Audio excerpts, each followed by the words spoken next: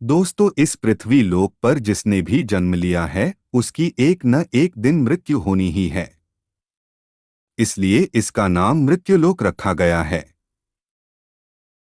लेकिन ऐसे कई सवाल जो हम सभी के अंतर्मन में जरूर आते हैं कि शरीर से प्राण कैसे निकलते हैं, मरने के बाद आत्मा का क्या होता होगा, आत्मा कितने दिनों तक हमारे साथ रहती है।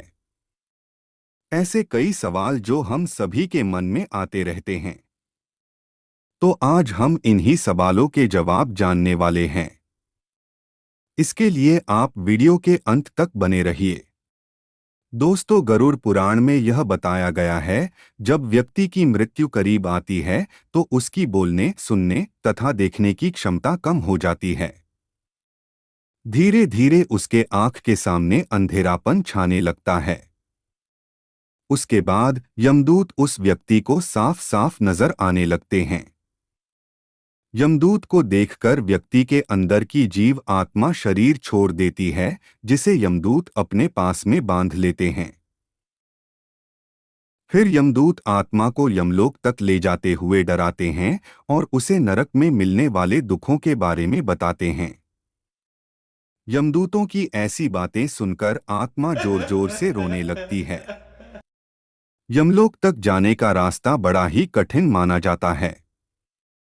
जब जीवात्मा तपती हवा और गर्म बालू पर चल नहीं पाती और भूख प्यास से व्याकुल हो जाती है, तब यमदूत उसकी पीठ पर चाबुक मारते हुए उसे आगे बढ़ने के लिए कहते हैं।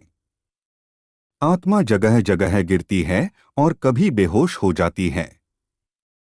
फिर वो उठकर आगे की ओर बढ़ने लगती है। इस प्रकार यमदूत जीवात्मा को यमलोक ले जाते हैं। इसके बाद उस आत्मा को उसके कर्मों के हिसाब से सजा देना निश्चित होता है। उसके बाद वह जीवात्मा यमराज की आज्ञा से फिर से अपने घर आती है। इसके बाद आत्मा अपने शरीर के अंदर प्रवेश करने की कोशिश करती है, लेकिन यमदूत के पास से बंधित होने के कारण वह मृत शरीर में प्रवेश नहीं कर पाती। इसके अलावा जब यमदूत आत्मा को उसके परिजनों के पास छोड़ जाती है, तो उस समय उस आत्मा में इतना बल नहीं होता कि वो यमलोक की यात्रा तय कर पाए। 13 दिनों तक आत्मा अपने परिजनों के पास घर में भटकती रहती है। फिर 13वें दिन परिजनों के द्वारा शास्त्रों अनुसार मृतक व्यक्ति के नाम से क्रियाकर्म करवाने के बाद उसकी आत्मा मृत लोक से यमलोक की ओर निकल पड़ती है, जिसे पूरा करने के लिए उसे 12 महीने यानी कि 1 साल का वक्त लगता है। हिंदू धर्म में मनुष्य की मृत्यु के बाद 13 दिनों तक पिंडदान करना आवश्यक माना गया है।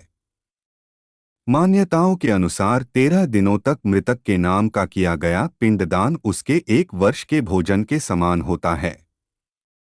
गरुड़ पुराण में यह भी बताया गया है कि जो व्यक्ति जीवित रहते हुए अच्छे कर्म करता है, मृत्यु के बाद उसकी आत्मा को यात्रा के दौरान यमदूत कोई कष्ट नहीं देते, और जो व्यक्ति बुरे कर्म करते हैं उसकी आत्मा को यमदूत यात्रा के दौरान कई यातनाएं देता है और आत्मा को कई कष्ट भोगने पड़ते हैं।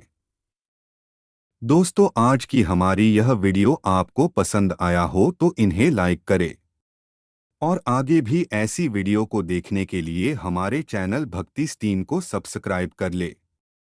धन्यवाद।